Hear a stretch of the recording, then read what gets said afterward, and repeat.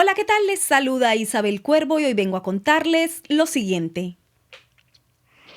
En mayo de 2018, a días de la contienda electoral presidencial en Colombia, luego de haber enfrentado una investigación periodística a una sola mano y en tiempo récord, informé lo siguiente.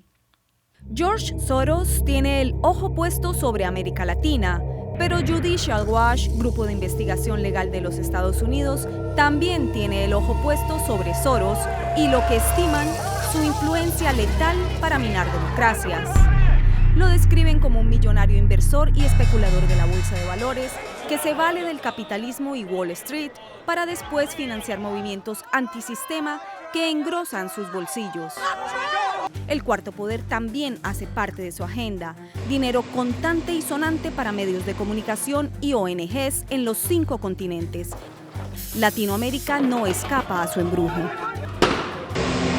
Más de 12.000 millones de dólares para la lucha por la libertad de expresión, gobiernos transparentes, justicia y equidad han salido de las robustas arcas de George Soros. Pero Soros y su red de fundaciones dedicadas al desarrollo de sociedades abiertas en América, Europa y África despiertan intensas contradicciones sobre cuáles son sus reales objetivos. El potentado millonario George Soros mantiene un entramado de organizaciones en Latinoamérica que están siendo investigadas por Judicial Watch, el centro legal que estima que las futuras elecciones de Colombia estarían siendo influenciadas por Soros, afectando el rumbo no solo de este país, sino de la región. En Latinoamérica, las arcas millonarias de Soros se abren con gran generosidad, especialmente en México, Brasil y Colombia. En Colombia específicamente es imposible negar el impacto que él ha tenido en legitimar a los narcoterroristas y en acabar con la institucionalidad colombiana. Ideología apuntalada por el gobierno cubano, quien afirma que el billonario inversor mantiene posturas reaccionarias contra los gobiernos progresistas y a quien acusan de financiar la desestabilización en Venezuela. Esta exagente del FBI hila fino y conecta puntos. Afirma que el millonario filántropo está detrás del fraude electoral en Venezuela desde 2004. En 2004, el referendo revocatorio de Hugo Chávez, se usó el voto electrónico de Smartmatic y es bien conocido que hubo fraude. El dueño de esa compañía es Mark Malloch Brown. Mark Malloch Brown fue socio en las especulaciones de George Soros y está en la junta directiva de varias de sus ONG. Y asegura que las próximas elecciones presidenciales de Colombia estarían en riesgo también. La Open Society Foundation y USAID dan millones de dólares a la misión de observación electoral en Colombia para imponer el voto electrónico en Colombia y así facilitar el mismo fraude que se vio en Venezuela en el 2004. Todo este entramado, asegura Fowler, implica a Cuba y está siendo operado desde hace décadas, en los últimos 8 años con auge en la bandera de la paz. Judicial Watch demanda del Departamento de Estado documentación para comprobar que no se le ha dado dinero de los contribuyentes norteamericanos a estas organizaciones financiadas por Soros en Colombia. El Centro de Investigación Judicial, al igual que Fowler, considera que hay elementos para creer que la democracia de este país está en riesgo y por ende peligra la región. Los medios hegemónicos de comunicación de los Estados Unidos, coordinada y exitosamente, abrieron sus fauces contra mí. La investigación de la Agencia Global, entidad federal del gobierno de Estados Unidos, se inicia después que varios senadores cuestionaran el contenido de una serie de reportajes transmitidos por Televisión Martí sobre uno de los hombres más ricos del planeta.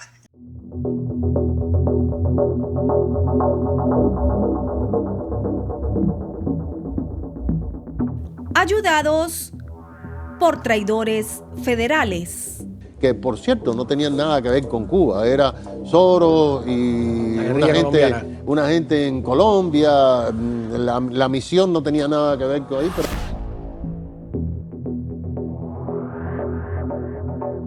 Todos, sin distinción como expertos, saben que no hay un asesinato más eficaz contra un periodista que mancillar su reputación y credibilidad. Como profesional, seguí y respeté todo el proceso de la investigación federal a la que me sometió el propio medio de comunicación para el que trabajaba, incluida la censura y el silencio impuesto.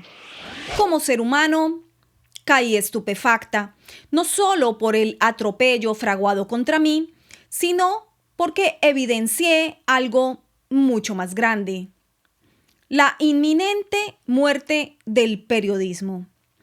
Al menos como se conocía hasta entonces. Decenas de colegas al interior de los Estados Unidos me dieron la espalda y huyeron en desbandada, tratando de desmarcarse por completo del escándalo. Otros se prestaron para el asesinato de mi reputación, otros negociaron y regresaron al mismo medio que los había difamado. En contraste, algunos medios de Latinoamérica y Europa les dieron una lección y se levantaron en voz para denunciar. En las últimas horas hemos tenido noticias de un lamentable episodio que afecta de manera directa a la libertad de prensa en los Estados Unidos.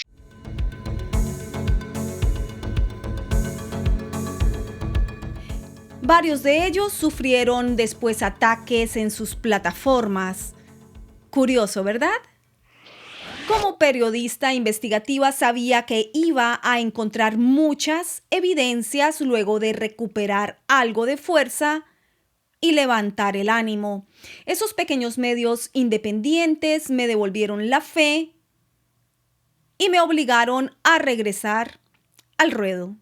Eso es lo que me escriben y preguntan desde diversos lugares desde que comenzó el asunto de la pandemia. Y trabajan además arduamente en estos momentos en una campaña que han denominado Defund the Police, e incluso emitió una orden judicial preliminar prohibiendo al gobierno cortar los fondos durante el litigio a elecciones libres y justas, obvio, vigiladas por Soros y sus máquinas de voto electrónico de Smartmatic. Puntualmente con Trump, ¿qué política seguía Facebook con respecto al presidente de los Estados Unidos, Donald Trump?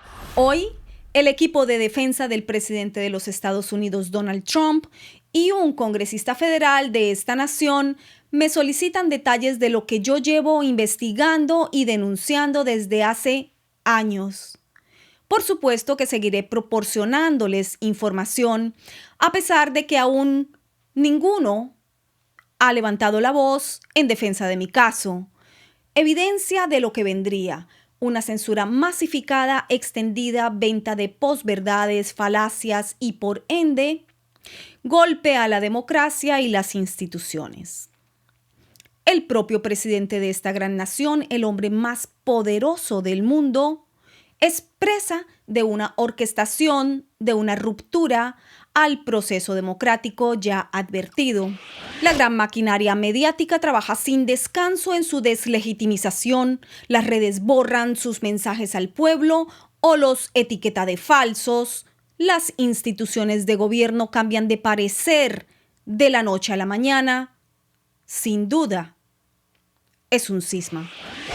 El propio presidente Trump ha tenido que hacer el papel que deberían estar cumpliendo los medios: encontrar, indagar y mostrar las evidencias. Detroit is corrupt. I have a lot of friends in Detroit. They know it. This is about our democracy and the sacred rights that generations of Americans have fought, bled, and died to secure. Como presidente no tengo más deber que defender las leyes y la Constitución de los Estados Unidos.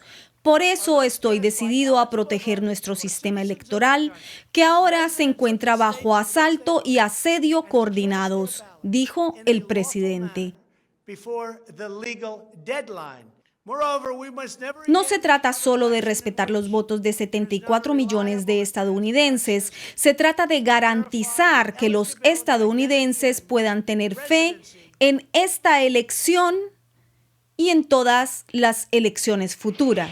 Muchos medios han decidido de facto no cubrir el proceso.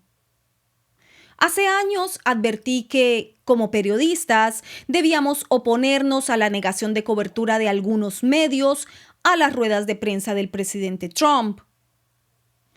Varios escucharon, muy pocos actuaron, muy pocos. Sabía que los medios arreciarían y ganarían espacio en mordaza y adeptos adoctrinados. Hoy se evidencia lo advertido. Guarden en su cabeza estos nombres, que ya se los he nombrado anteriormente. Patrick Gaspard, John Lansing, NPR, Mother Jones y los gigantes New York Times, Washington Post y CNN. Pronto les estaré revelando conectores y movimientos actuales. Por ahora, el equipo legal de Trump trabaja a toda máquina en contra del tiempo. Hoy, 8 de diciembre, se cumple la fecha límite para que cada estado tome las decisiones finales ante cualquier controversia que haya sobre el nombramiento de sus electores. Y Rudy Giuliani, el abogado personal de Trump, ha dado positivo al coronavirus. Los abogados Powell y Good han conformado un grupo legal aparte como estrategia para luchar en Georgia. And you're not going to take our freedom. We're going to fight for our liberty. We're going to send that message from Wills Park today. Estas son tan solo algunas de las evidencias presentadas hasta el momento que los medios hegemónicos de comunicación de los Estados Unidos y de otras latitudes afirman no son evidencias. Georgia. El director de registro y elecciones Richard Barron dijo que el 3 de noviembre el personal electoral fue despachado del centro de conteo a las 10:30 de la noche, pero que algunos trabajadores debieron quedarse para trabajar. El equipo legal del presidente Trump mostró estas imágenes de vigilancia en las que se ve cómo 4 personas se quedan contando, escaneando y tabulando votos sin presencia de observadores republicanos ni prensa, lo cual va en contra de la ley. Luego, describe la abogada Jackie Pick, se ve a los trabajadores sacando una maleta llena de papeletas de debajo de una mesa. Testigos dijeron en declaraciones juradas que el conteo continuó hasta las primeras horas de la mañana. Michigan, una trabajadora electoral de la ciudad de Detroit, declaró en audiencia que su supervisor les ordenó cambiar la fecha de alrededor de 100,000 votos que llegaron luego del 3 de noviembre por correo para que quedaran habilitados. También les dijo que no pidieran identificación a los votantes y asegura que observó cómo trabajadores electorales y empleados de la ciudad de Detroit incidían en los votantes para que votaran por Joe Biden. Al menos 30,000 papeletas fueron escaneadas varias veces en las máquinas de Dominion en Detroit, testificó esta empleada de la misma empresa Dominion Voting Systems, quien estuvo monitoreando el proceso para la empresa en ese centro de votación. Melissa Caron dijo que las máquinas de tabulación se atascaban de 2 a 3 veces por hora y en lugar de reiniciarse el conteo se volvían a escanear una y otra vez las boletas. They were just rescanning. El presidente del comité, Matt Hall, preguntó si hubo tanto fraude, ¿por qué no han venido más personas a testificar? Le diré por qué, le respondió la testigo. Mi vida ha sido completamente destruida por esto. He perdido a mi familia, perdí amigos, me han amenazado. Mis hijos han sido amenazados. Tuve que mudarme, tuve que cambiar mi número de teléfono. Tuve que dejar todas las redes sociales. Nadie quiere presentarse. Nadie quiere estar amenazado. Están siendo amenazados. Sus vidas se están arruinando. Ya ni siquiera puedo conseguir un trabajo real. ¿Me suena a déjà vu? Creo haber vivido esto ya. Arizona. Los legisladores de este estado argumentaron que hay que tomar medidas sobre la integridad de estas elecciones y decidieron pedir una auditoría de las máquinas de Dominion Voting Systems ante las denuncias de conexión entre esta empresa, UBS, la Sociedad Suiza de Servicios Financieros, y China. How is this related to the Chinese Communist Party? El 6 de diciembre, el director de Inteligencia Nacional, John Ratcliffe, dijo que los asuntos planteados por el equipo legal del presidente Donald Trump deben ser escuchados en los tribunales. Y los problemas electorales deben ser resueltos antes de declararse un ganador. Ratcliffe también anotó que debido a la expansión sin precedentes que hubo de la votación por correo, aún quedan muchas preguntas por responder sobre los resultados de estas elecciones. La crisis al interior de los Estados Unidos está tocando la puerta de cada uno de los habitantes de este país. Muchos lo saben y lo aplauden. Muchos otros, abusados y silenciados, no saben lo que les espera. La prensa, que alguna vez fue su voz, ya les fue arrebatada. Las redes que en algún momento pensaron era su tribuna de expresión libre y soberana, es ahora una red de captura de datos utilizados para ejercer la mordaza selectiva. Hubo una vez en que los periodistas fuimos vistos con el respeto y la dignidad que nuestra investidura de cuarto poder requería.